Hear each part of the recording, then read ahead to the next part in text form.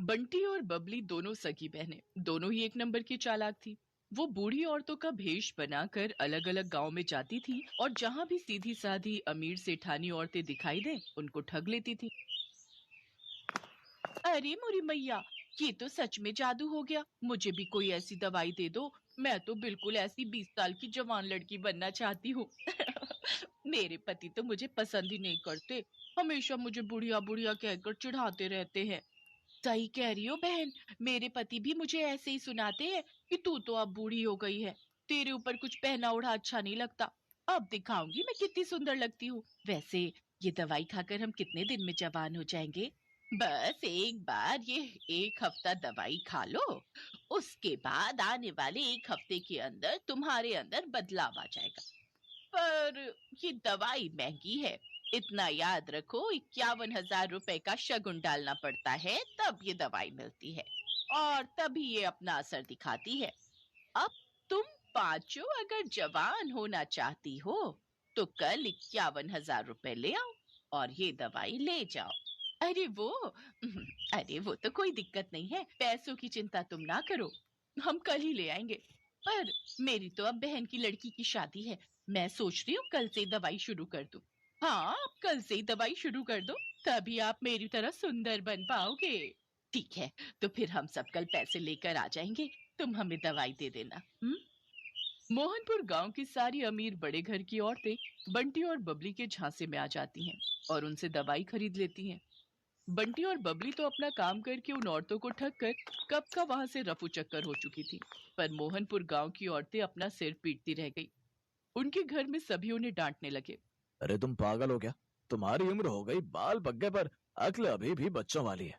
ऐसे भला दवाई लेकर कोई इतना जवान हो जाए कि 20 साल की लड़की बन जाए? तुम्हें क्या हो गया था? बताओ, फालतू के पैसे खराब हो गए और वो औरतें तुम्हें ठग कर चली गई। अरे मुझे अकेली को क्यों डांट रहे हो? सब किया धरा उस सुशीला का है, वही मुझे उन औरतों के पास ले गई थी।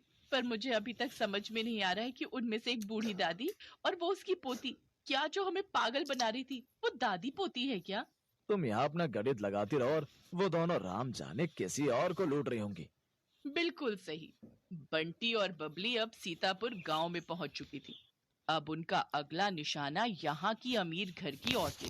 बंटी, चल अगला निशाना ढूंढते हैं, थोड़ा गांव में घूम आए। ठीक है, पहले इन सब का विश्वास भी तो जीतना होगा। अरे वो तो हमारे बाएं हाथ का खेल है। बंटी और बबली दो बुढ़िया बनकर सीतापुर गांव में घूमने लगी।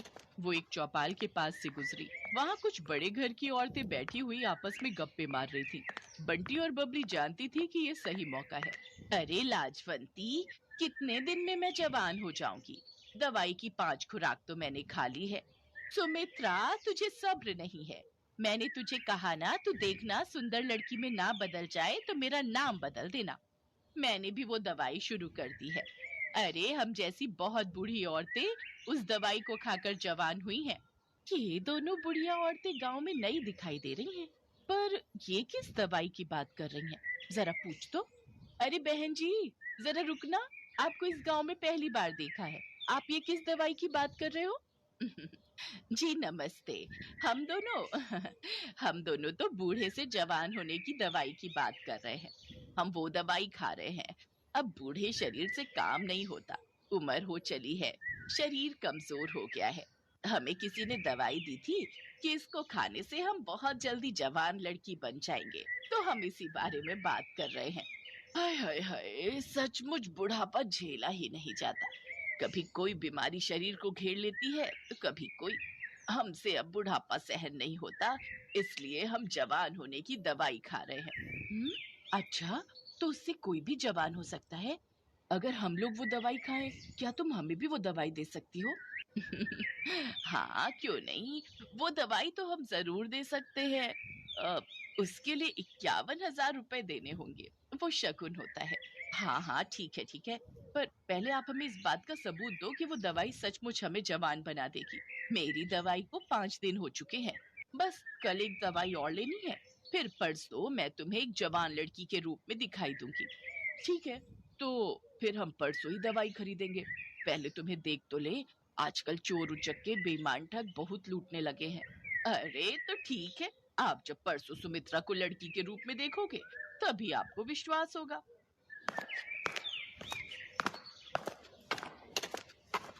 यार बबली, अब कुछ दिनों के लिए बाहर घूमने चलेंगे। बस ये थोड़े और पैसे आ जाए। बहुत थक गई हूँ मैं ये बुढ़िया बन बनकर। ठीक है, बस ये काम हो जाए, फिर इस बार हम लंबी छुट्टियों पर चलेंगे। बंटी और बबली इस बार बहुत खुश थी, क्योंकि उनके पास इस बार बेईमानी के बहुत सारे पैसे जुड़ चुके थे। अगले दिन गांव की सारी अमीर घर की औरतें बंटी और बबली के पास दवाई लेने पहुंच जाती हैं। ये मेरी ननद है, कल ही दूसरे गांव से आई है। मैंने इसे भी आपके बारे में बताया, तो ये बोल रही है कि इसे भी वो दवाई चाहिए जिससे आप बूढ़े से जवान हो जाओ। वैसे आपकी दूसरी साथी कहाँ है? क्या वो जवान हो गई? हाँ बहन जी, वो तो कल रात को ही जवान हो गई थी। अरे सुमित्रा, जरा सामने आ जल्दी से, इन्हें अपना जादू दिखा। सब औरतें चौंक जाती हैं, क्योंकि बबली अब एक लड़की के रूप में थी। तभी सेठानी की ननद बोली, क्या बात है? वैसे कितने दिन लगे आपको बुढ़िया से जवान होने में? मुझे तो 1 हफ्ता लगा था। वैसे अब दवाई में नया तरीका अपनाया गया है, आप सबको सिर्फ 2 दिन ही लगेंगे। अब आप जल्दी से ये पैसे जमा कर दो, तो हम आपको दवाई दे दे। 2 दिन का इंतजार क्या करना है, मैं आपको अभी लड़की बनकर दिखा देती हूँ। सेठानी की ननद कोई बूढ़ी औरत नहीं थी, बल्कि सेठानी की भतीजी ये सब नाटक कर रही थी, जो पिछली रात ही अपनी बुआ के घर रहने आई थी।